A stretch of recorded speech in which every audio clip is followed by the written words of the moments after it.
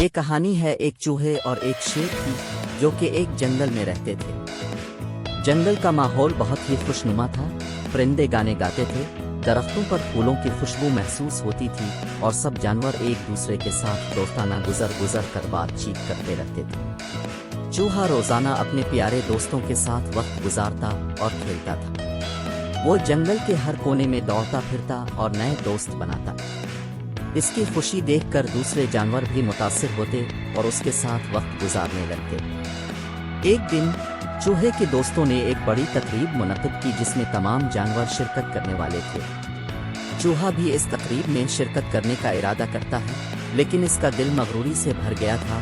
تقریب کے دن شیر اور دوستوں نے ایک شاندار تصویر بنائی جو جنگل کے مرکز میں لگائی گئی۔ اس تصویر میں شیر کو جنگل کا بادشاہ دکھایا گیا تھا، جبکہ دوسرے جانور اس کے قریب تھے اور اسے خریداری کر رہے تھے۔ چوہا بھی اس تصویر کو دیکھ کر حیران ہو گیا اور اس نے اپنے دوستوں کو کہا، میں بھی شاندار دیکھنا چاہتا ہوں۔ اس کے دوستوں نے چوہے کو تصویر کی طرف لے جایا اور کہنے لگے، دیکھو، یہ ہے ہمارا بادشاہ شیر۔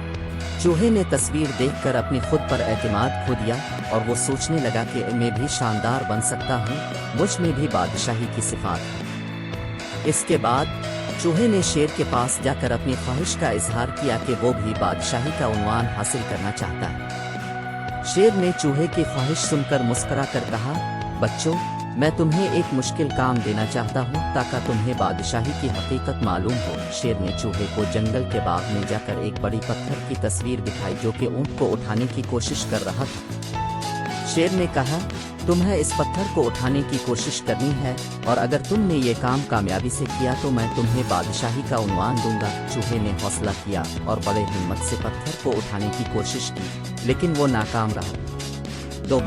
دوبارہ کوشش کرنے کے بعد چوہا کا دل ٹوٹ گیا اور وہ رونے لگا۔ شیر نے اس کے پاس آ کر کہا، بچوں، بادشاہی کا عنوان حاصل کرنا آسان نہیں ہوتا۔